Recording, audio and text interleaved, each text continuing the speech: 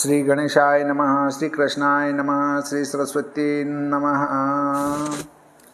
देखिए, श्रीमद्भागवत महापुराण के छठे स्कंद के 14वें अध्याय को आपको श्रवण कराता हूँ। प्रेम से मन लगाकर श्रवण कीजिए। अति दुख से इकसूत भयो सो लीन विधि छीन, चित्रकेतु लिखत विलखत परो जैसे जल बिन मीन। इतनी कथा सुन राजा परीक्षित विनय पूर्वक श्री सुखदेव जी से पूछने लगे कि हे ब्रह्मन, महापापी वृत्रासुर का स्वभाव रजोगुण और तमोगुण से परिपूर्ण था। फिर भगवान वासुदेव में किस प्रकार उसकी दृढ़मति हुई। यह शुद्ध सत्वगुणी देवतागण और निर्मल आत्मा वाले ऋषि लोगों के भी चित्त में इस प्रकार मुकुंद गोपाल की भक्ति नहीं उपजती, तो फिर पापी वृत्रासुर को किस प्रकार से चरणों में भक्ति उत्पन्न हुई। हे ब्रह्मन, इस पृथ्वी में अनंत जीव हैं, उनकी गिनती पृथ्वी के रजह कणों के समान अनंत हैं, परंतु इतने अनंत जीवों से कई एक मनुष्य आदि अपने अपने कल्याण के लिए यत्न किया करते हैं, अर्थात धर्माचरण किया करते हैं। हे भगवान, इन कई एक मनुष्यों में तो सब ही मोक्ष के अभिलाषी नहीं होते, वरन उनमें से भी कोई एक मोक्ष को चाहते हैं, और वे मोक्षार्थी सभी जीव सिद्ध नहीं होते, वरन सहस्त्रों में कभी कोई एक ही पुरुष गृह इत्यादि का संग त्याग करके तत्वज्ञानी सिद्ध होता है। जो पुरुष मुक्त और इस प्रकार के तत्वज्ञानी हो जाते हैं, ऐसे करोड़ों जनों के मध्य में नारायण परायण महाशांत स्वभाव वाले पुरुष अत्यंत दुर्लभ हैं और ढूंढने से भी नहीं मिलते, अर्थात बहुत कठिनता से देखने में आते हैं। हे भगवान, वृत्रासुर साक्षात पाप का रूप होकर सब लोग की हिंसा करता फिरता था और सदा संग्राम करने के लिए तैयार रहता था। फिर उसकी मति किस लिए भगवान में ऐसी दृढ़ हुई। हे भगवान, इस बात से हमको बड़ा संशय है और इसको सुनने के लिए चित्त में परमोत्साह हो रहा है। वह कृपा पूर्वक विस्तार सहित आप वर्णन कीजिए। हे योगिन, वृत्रासुर इंद्र के भय से भगवान की शरण में आया था, ऐसा तो हम नहीं कह सकते, क्योंकि उस समय वृत्रासुर ने ऐसा विक्रम प्रकट किया कि इंद्र भी उससे प्रसन्न हो गया था। सूत जी बोले कि हे मुनिगण, श्रद्धावान महाराज परीक्षित के यह वचन सुनकर श्री सुखदेव जी प्रसन्नतापूर्वक यह वचन बोले कि हे राजन, इस विषय में एक इतिहास महर्षि व्यास जी के मुख से तथा नारद जी के व देवल के मुख से सुना है, वह हम तुम्हारे सम्मुख वर्णन करते हैं। सावधान होकर तुम श्रवण करो। हे महाराज, पहले सुरसेन देश में चित्रकेतु इस नाम से विख्यात एक राजा था। उसका ऐसा प्रताप था कि पृथ्वी उसको मनोवांछित वस्तु दिया करती थी। हे महाराज, इस चित्रकेतु के करोड़ रानियां थी। यद्यपि वह राजा पुत्र के उत्पन्न करने में समर्थ था, तथापि उसके इन सब स्त्रियों में एक भी पुत्र कन्या नहीं हुई, अर्थात कुभाग्य से इसकी स्त्रियां वंध्या थी। सब रूप लावण्य वयस विद्या कुलीनता ऐश्वर्यता उदारता इत्यादि में संपन्न और सर्वगुणों से अलंकृत होने पर भी बांझ स्त्रियों का स्वामी होने से चित्रकेतु के अंतःकरण में क्रम क्रम से चिंता का प्रवेश होता ही रहता था। यहाँ एक शंका होती है कि राजा चित्रकेतु के करोड़ स्त्रियां थी, उन स्त्रियों का रति आदि द्वारा भरण पोषण किस प्रकार होता था, यह बड़े आश्चर्य की बात है। राजा चित्रकेतु चित्र बनाने में बड़ा चतुर था, इसलिए उसका नाम चित्रकेतु था। उसने करोड़ शयन भवन अत्यंत मनोहर बना रखे थे और उन्हीं मंदिरों में एक एक स्त्री का चित्र भी बना रखा था। प्रत्येक मंदिर में एक स्त्री का चित्र भी ऐसा मनहरण था मानो साक्षात स्त्री विराजमान है। राजा चित्र विद्या तो जानता ही था, परंतु उसमें एक बात और महाअद्भुत थी, चित्र को सजीव करने की विद्या भी जानता था। जब चित्रकेतु की इच्छा होती थी कि अब इसको सजीव करना चाहिए, उसी समय सजीव कर लेता था और उनके संग हास्य विलास करके फिर तुरंत विसर्जन कर देता था। जब राजा का विवाह होता था उसी समय उस स्त्री को चित्र की मूर्ति बना देता था। विवाह से प्रथम चित्र नहीं बनता था। जब राजा चित्रकेतु के पुत्र नहीं हुआ तब तो नित्य स्त्रियों को सजीव करता था। पुत्र के हुए पीछे पुत्र का मुख देखकर आनंद में मग्न हो गया। तब नित्य स्त्रियों को सजीव नहीं करता था। जब कभी स्मरण हो जाए तब 5वें 7वें दिन किसी स्त्री को सजीव कर लेता था। एक दिन चित्रकेतु सब स्त्रियों को सजीव करके पहले के सदृश सब काम करने लगा, परंतु देव योग से विसर्जन करना भूल गया। तब तो सब स्त्रियों ने उन स्त्रियों की झाड़ने वाली जो दासी थी वे सब कहने लगी कि जब से राजा के पुत्र हुआ तब से हमारा तुम्हारा निरादर कर दिया। निरादर क्या, नित्य तुमको सजीव करता था किंतु अब 5वें दिन सजीव करता है। हम तुम सबको नित्य झाड़ती हैं और नित्य शुद्ध करती हैं। इस प्रकार दासियों के वचन सुनकर सब स्त्रियों ने मिल उस बालक को विष दे दिया। बालक नष्ट हो गया। तब राजा ने शोक संताप से दुखी होकर उन स्त्रियों को विसर्जन नहीं किया, इसलिए वह सब जीती रह गई। ब्राह्मणों ने बाल हत्या शांत करने के लिए जो उपाय बताए वह किया। इस प्रकार चित्रकेतु की करोड़ स्त्रियां थी, पुनः चित्र रूप थी। वो थी परंतु चित्र रूप थी।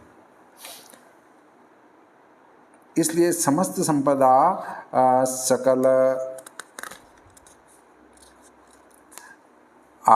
चारु रोचना महिला अखिल भूमि किसी वस्तु से भी इस चक्रवर्ती राजा का मन प्रसन्न नहीं होता था। एक समय भगवान अंगिरा महर्षि अपनी इच्छानुसार समस्त भूमंडल में भ्रमण करते करते इस राजा के स्थान पर आ पहुँचे। महर्षि को देखते ही राजा हड़बड़ा कर उठा और साष्टांग दंडवत कर उनको आसन दिया और अनेक भांति से उनकी पूजा कर अतिथि के समान उनका आदर सत्कार किया। जब राजा के दिए हुए आसन पर यह महर्षि बैठ गए तब राजा भी नित्य सहित उनके निकट आसन बिछाकर बैठ गया। समीप बैठे हुए राजा को विनय करते पृथ्वी में झुककर प्रणाम करते देख महर्षि अंगिरा सत्कार करके उनकी प्रशंसा करने लगे। तब अंगिरा जी ने पूछा कि हे महाराज, कुशल सहित हो, तुम्हारे राज्यांग और शरीर का मंगल तो है। हे राजन, जिस प्रकार महदादि सप्त प्रकृति से जीव नित्य रक्षित रहता है और उसके बिना क्षण मात्र को भी नहीं रह सकता, वैसे ही राजा को भी सप्त प्रकृति अर्थात स्वामी, गुरु, अमात्य, कर्म सहाय, राज्य, दुर्ग, कोश, दंड और मित्र, सलाह देने वाला, इन सातों में गुप्त रहना पड़ता है। अर्थात इस प्रकार के सुरक्षित राज्य से ही राजा इन समस्त प्रकृति का अनुवर्तन करके राज्य सुख भोग कर पाते हैं। हे राजन, राजा के सुखी होने से प्रकृति अर्थात राज्य के समस्त अंगों में धन की वृद्धि होती है। हे महाराज, हम पूछते हैं कि स्त्री, पुत्र, मंत्री, अमात्य, भृत्य, नौकर चाकर तो तुम्हारे वश में हैं। जो समस्त वणिक विशेष नियम कर दल बांध कर रहा करते हैं, वे लोग पूर्ववासी, देश प्रदेश के पति और प्रजा, यह सब तो आपके वश में रहते हैं। हे राजन, जिस पुरुष का मन अपने वश में रहता है, ऊपर कहे हुए यह सब पुरुष उसके वश में रहते हैं। और यही समस्त लोग लोकपालों के संग आलस्य रहित होकर राजा को भेंट पूजा किया करते हैं। इसलिए तुमसे हम पूछते हैं कि तुम्हारा मन तो तुम्हारे वश में है, परंतु हे राजन, हम जानते हैं कि तुम आत्मा से संतुष्ट नहीं हो। तुम्हारा यह भाव क्या अपने आप से हुआ है या किसी और से हुआ है? इसलिए हम तुम्हारा वदन चिंता से युक्त एवं मलिन देखते हैं। इससे प्रकट दिखाई देता है कि तुमने अपनी वांछित वस्तु नहीं पाई है। इतनी कथा कहकर श्री सुखदेव जी बोले कि हे महाराज, मुनि श्रेष्ठ अंगिरा यद्यपि सब जानते थे तो भी इस प्रकार से संशय प्रकट करके जब पूछा तब पुत्र की चाहना वाले राजा चित्रकेतु ने हाथ जोड़कर मुनि से निवेदन किया। चित्रकेतु ने कहा कि हे भगवान, शरीरधारियों के भीतर और बाहर जो कुछ वर्तमान बातें हैं, पाप रहित योगी राज तपस्या, ज्ञान और समाधि के बल से वे किस बात को नहीं जानते हैं और इनसे कौन सी बात छिपी हैं? यदि आप मुझसे मेरी मानसिक चिंता के विषय में पूछते हो तो आपकी आज्ञा से मैं सब कहता हूँ। यद्यपि राज्य, ऐश्वर्य और संपत्ति इनकी प्रार्थना लोकपालगण भी करते हैं, परंतु जिस प्रकार भूखे को पुष्पमाला, चंदनादि सुख नहीं देते, ऐसे ही मुझको यह द्रव्यादि कुछ भी सुख नहीं देते। इसलिए हे महाभाग, इस दुष्कर नरक में पितरादि पूर्व पुरुषों सहित पड़ा हुआ हूँ कि जिस प्रकार पुत्र उत्पन्न हो और इस नरक से पार हो सकूँ, कृपा करके आप कोई ऐसा उपाय बता दीजिए। श्री सुखदेव जी बोले कि हे राजन, जब राजा चित्रकेतु ने अंगिरा ऋषि से इस भांति विनय की, तब ब्रह्मा के पुत्र परम दयालु अंगिरा जी ने उसी समय वह त्वष्टा चरु सिद्ध कर त्वष्टा की पूजा करवाई और यज्ञ किया। हे भारत, यह यज्ञ समाप्त होने पर राजा की करोड़ रानियों के बीच में जो सबसे बड़ी और सबसे श्रेष्ठ कृतद्युति स्त्री थी, ब्राह्मण अंगिरा जी ने उसको यज्ञ का शेष अन्न प्रदान किया। इसके पीछे वह राजा से बोले कि इस प्रसाद को भोजन करने से तुम्हारे एक पुत्र उत्पन्न होगा, परंतु उस पुत्र से तुम्हें हर्ष और विषाद दोनों होंगे, अर्थात वह जन्म से तुम्हें सुख देगा और मरण से तुमको शोक उत्पन्न कराएगा। हे राजन, ब्रह्म कुमार अंगिरा जी यह कहकर वहाँ से अपने स्थान को चले गए। हे भारत, यज्ञ शेष चरु भोजन करके चित्रकेतु की रानी कृतद्युति ने जिस प्रकार कृतिका ने अग्नि की आत्मा को धारण किया था, हे राजन, शूरसेन देश के अधिपति राजा चित्रकेतु के वीर से रानी कृतद्युति का यह गर्भ शुक्ल पक्ष के चंद्रमा के समान दिन दिन प्रकाश करने लगा। इसके पीछे जब गर्भमास पूर्ण हो गए, तब एक राजकुमार उत्पन्न हुआ। हे कौरवनाथ, राजकुमार का जन्म होना सुनकर शूरसेन देश के निवासियों को परमानंद प्राप्त हुआ।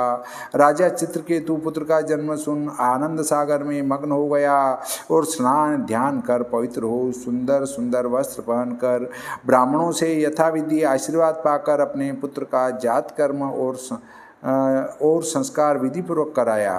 फिर पीछे राजा ने उन सब ब्राह्मणों को स्वर्ण, चांदी, वसन, आभूषण, हाथी, घोड़े, रथ, पालकी, पूर, ग्राम और 60 करोड़ गायें बच्चों सहित दान दी और फिर अपने अति बड़े मन से मेघ जिस प्रकार सब जीवों के हितार्थ जल वर्षाता है, वैसे ही इस उदार चरित राजा ने पुत्र के यश और आयु के बढ़ाने के लिए धन दे देकर सब देश प्रदेश के मनुष्यों के मन की अभिलाषा पूर्ण कर दी। अधिक करके जिस वस्तु के दान करने से कुमार का सौभाग्य बने और दीर्घायु हो, उसके दान करने में राजा ने किसी बात का भी संकोच नहीं किया। हे परीक्षित, बहुत काल के पीछे महाकष्ट से श्रेष्ठ पुत्र उत्पन्न होने से जिस प्रकार किसी व्यक्ति को बड़ी कठिनाई से धन मिले और वह उससे स्नेह करता है, ऐसे ही इस पुत्र के प्रति पिता चित्रकेतु का स्नेह उत्पन्न होकर दिन दिन बढ़ने लगा और माता कृतद्युति का इस पुत्र में ऐसा वात्सल्य उत्पन्न हुआ कि जिससे मोह उत्पन्न होता है। परंतु उसकी जो समस्त पत्नियां सोते थी, वे अपनी सोत को पुत्रवती देखकर अपनी संतान का अभिलाषा होने से पुत्र कामना रूप संताप से संतापित हुई और सोतिया ढा करने लगी। अधिक करके महाराज चित्रकेतु दिन प्रतिदिन पुत्र का लालन पालन करने की पुत्रवती स्त्री में ऐसी प्रीति दिखाने लगे कि जिससे और इनकी रानियों को दुख सा होने लगा, क्योंकि और रानियों में यह ऐसी प्रीति नहीं दिखाते थे। इससे और सब रानियों के ईर्ष्या के वश होकर आप ही आप अपनी निंदा करने लगी और निसंतान होने से राजा के निकट अनादर पाकर मन के दुख से बहुत ही संतापित हुई। वे रानियां बोली कि जिस नारी के संतान नहीं वह अति पापिनी है, उसको धिक्कार है, वह अपने स्वामी के निकट भी भार्या कहकर नहीं गिनी जाती, क्योंकि उसकी जो सोते पुत्रवती होती हैं वे सब दासी के समान उस निसंतान नारी का निरादर करती हैं। यद्यपि दासियों का संताप क्या है, स्वामी की सेवा से ही उनको मान मिलता है, यह बात सत्य है, परंतु हम दासियों से भी कुभागिनी हैं। हे महाराज परीक्षित, कृतद्युति की पुत्र संपत्ति देखकर उसकी सब सोते एक एक करके ईर्ष्या में जल रही थी। इस पर निसंतान होने से राजा की भी प्रीति उसमें कम हो गई, इसलिए उस राजकुमार के ऊपर रानियों का बड़ा शत्रुभाव उत्पन्न हो गया। हे राजन, वेर के मारे इन सब स्त्रियों की बुद्धि ऐसी नष्ट हुई और चित्त इस प्रकार का निर्दय हुआ कि वे अपने पति नरपति राजा चित्रकेतु के सौभाग्य न सहन कर प्राण संहार करने की वासना से उन्होंने इस राजकुमार को विष दे दिया। हे राजन, अपनी सोतों का यह पाप कर्म कृतद्युति कुछ भी नहीं जानती थी। उसने नहीं जाना कि विष देने से राजकुमार का प्राणांत हो गया। वह यही समझ रही थी कि राजकुमार शयन कर रहे हैं। यद्यपि रानी घर में आई तो भी इसने समझा कि कुमार अब तक सो रहे हैं। इस कारण कुमार के निकट न गई और इधर उधर फिरती रही। दूसरे घर में जाकर कुछ देर पीछे रानी के मन में यह बात आई कि आज राजकुमार बहुत देर से सो रहा है। इस कारण धाय को पुकार कर कहा कि हे कल्याणकारिणी, हमारे पुत्र को उठाकर यहाँ पर ले आओ। धाय उस घर में गई जहाँ राजकुमार सो रहा था। देखा कि उस लड़के की आंखों की पुतली ऊपर को चढ़ रही हैं। देह में प्राण और इंद्रिय व आत्मा नहीं है। वह यह देखते ही हाय मरी कह बड़े जोर से आर्तनाद करती हुई मूर्छित हो पृथ्वी में गिर पड़ी। दूध पिलाने वाली की यह आर्तवाणी रानी कृतद्युति के कान में पड़ी, इसलिए वह भी अनिष्ट की शंका करती, विलाप करती, छाती पीटती उस घर में आई और समीप आकर देखा कि पुत्र अचानक मरा हुआ पड़ा है। हे राजन, देखते ही रानी कृतद्युति पृथ्वी में गिर पड़ी और अत्यंत शोक के कारण उसी समय उसको मोह उत्पन्न हो गया। इसलिए मस्तक के केश खुलने और शरीर के कपड़े खिसकने की रानी को कुछ भी सुरती नहीं रही। उसके पीछे राजा के अंतःपुरचारी नर नारीगण यह बात सुन शीघ्र वहां पर आ अति दुखित हो रानी के तुल्य खिन्न होकर रोने लगे। हे राजन, कृतद्युति रानी की जिन सूतों ने यह दुष्कर्म किया था वे भी सब कपट भाव ग्रहण कर रोदन करने लगी। फिर राजा चंद्रकेतु ने सुना कि पुत्र अचानक मर गया, परंतु उसके मरने का कारण प्रकाशित नहीं हुआ। सुनते ही अकस्मात शोक से राजा की दृष्टि जाती रही, अंधा हो गया। वह मरे हुए पुत्र के देखने के लिए उत्सुक हो शोक के मारे गिरता पड़ता हुआ आने लगा। अति स्नेह के कारण राजा का शोक बराबर बढ़ता ही जाता था। राजा बारंबार मूर्छित होने लगा, इसलिए मंत्री इत्यादि राजपुरुष गण राजा के संग चले और ब्राह्मण लोग भी चारों ओर से घेर कर राजा के संग चले। राजा वहां आकर उस मरे हुए बालक के चरणों में गिर पड़ा। उसके केश खुले और कपड़े स्खलित हो रहे थे। आंसू भर आने से और हिचकी लेने से राजा का कंठ रुक रहा था, इसलिए वह केवल बड़े बड़े श्वास लेने लगा। वचन कहने लगा, कहने का सामर्थ्य राजा में न रहा। पति को इस प्रकार शोक में देखकर और अपने वंश की आशा जो संतान थी उसको मृतक देखकर रानी कृतद्युति को बड़ा दुख हुआ। वह सब पूर्ववासियों करके मंत्री इत्यादि को का शोक संताप बढ़ाती हुई विचित्र प्रकार से विलाप करने लगी। रानी के दोनों स्तन कुमकुम से रंगे हुए थे। उनके ऊपर आंसुओं की धारा पड़ने से मानो रानी का अभिषेक होने लगा और रानी ने इस प्रकार से अपने केश छिटकाए कि जिससे समस्त मोतियों की मालाएं खुल गई। इसके पीछे मृतक बालक के लिए कुर्री के समान शब्द कर रानी आश्चर्यमय विलाप करने लगी। फिर विधाता के ऊपर दोष लगाकर रानी ने कहा, अरे विधाता, तू अतिशय मूर्ख है, क्योंकि तू अपनी सृष्टि में उल्टी चाल चलता है। वृद्ध के जीवित रहते बालक का मरना कैसा, और वृद्ध में सृष्टि की सामर्थ्य नहीं, उसके जीवित रहते तथा बालक के मृतक होने से सब सृष्टि का ही नाश हो जाएगा। अरे विधि, यदि तू इस समय अपनी सृष्टि के विपरीत हो रहा है तब सभी प्राणियों को दुख देने वाला है। इस कारण नित्य शत्रु तुमको कृपालु कौन कह सकता है। यदि इस लोक में शरीरधारियों के जन्म मरण का कोई क्रम न हो, अर्थात जन्म मरण के कर्माधीन होने से पुत्र के जीते जी पिता की मृत्यु हो जाए और पिता के जीवित रहते ही पुत्र जन्मे, ऐसा नियम न हो, तब लोगों के आत्मकर्म द्वारा ही जन्मादि हो, फिर तुमसे किसी का क्या कार्य। यदि कहो कि कर्म जड़ हैं, केवल कर्म से जन्म मृत्यु सिद्ध नहीं हो सकती, उत्तर सिद्ध न हो, तथापि इस आचरण में तूने अपना मार्ग बढ़ाने के लिए जो स्नेह की फांसी बना रखी थी उसको आप ही तोड़ डाला। अब ऐसे दुख देख कर कोई भी पुरुष अपने पुत्रादिक में स्नेह न करेगा और सृष्टि के रचने में में तुमको बड़ा बखेड़ा पड़ेगा। फिर मृतक पुत्र को पुकार पुकार विलाप करती हुई रानी कहने लगी कि हे बेटा, हम अति दीन और अनाथ हैं, हमको इस प्रकार से छोड़ जाना तुमको उचित नहीं है। हे वत्स, जरा अपने पिता की ओर तो निहार कर देखो कि यह तुम्हारे शोक में महासंताप पा रहे हैं। हे पुत्र, हम तो सदा यह जानती और आशा करती थी कि निसंतान पुरुष को जो नरक होता है, उस नरक के पार हम सरलता से हो जाएंगे। देखो पुत्र, हमको त्याग कर तुम दयाहीन काल के संग दूर न जाओ। हाय, हमने बहुत उपाय किए, परंतु तो भी इस निर्दयी यमराज ने नरक से नहीं छोड़ा। हे तात, उठो, ये तुम्हारे साथ के खेलने वाले तुम्हारे सखा द्वार पर खड़े तुमको खेलने के लिए बुला रहे हैं। हे राजकुमार, बहुत देर से शयन कर रहे हो, तुम्हें भूख लगी होगी। हे लालन, कुछ खाओ, दूध पियो। भैया, इन सब अपने कुटुंबियों के और मैया के शोक को दूर करो।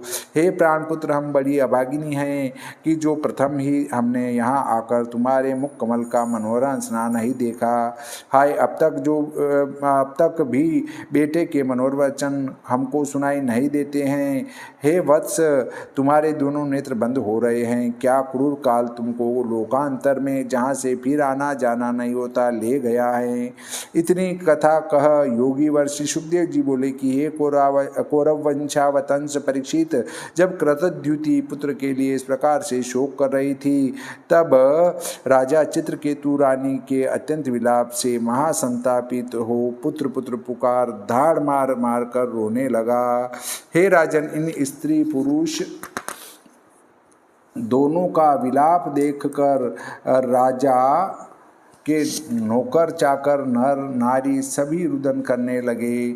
फिर बड़े भारी शोक के कारण मोह के वश हो सभी अचेतन हो गए।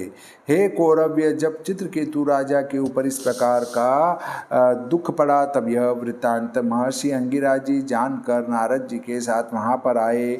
उस समय राजभवन में सब मूर्छित होकर गिरे पड़े थे। श्रीमद्भागवते महापुराणे षष्ठ स्कंदे भाषा टीकायां चित्रकेतु पुत्र मृत्यु वर्णनम नाम चतुर्दशोऽध्यायः। श्री सरस्वती मैया की जय, श्री गणपति जी महाराज की जय, श्री कृष्ण चंद्र भगवान की जय, श्री रामचंद्र भगवान की जय, बजरंग बली की जय।